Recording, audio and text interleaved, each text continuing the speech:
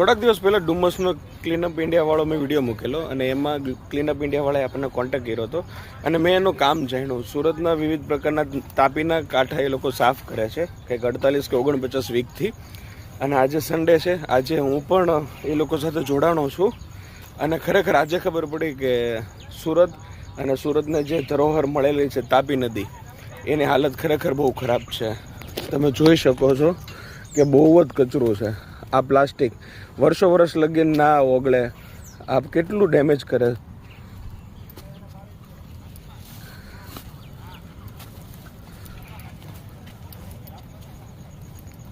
તમે જુઓ આખી આ ટીમ કાર્યરત છે અને આ લોકોનું એક જ ધ્યેય છે કે આપણે આપણા સુરતને, આપણા શહેરને સાફ રાખવું છે.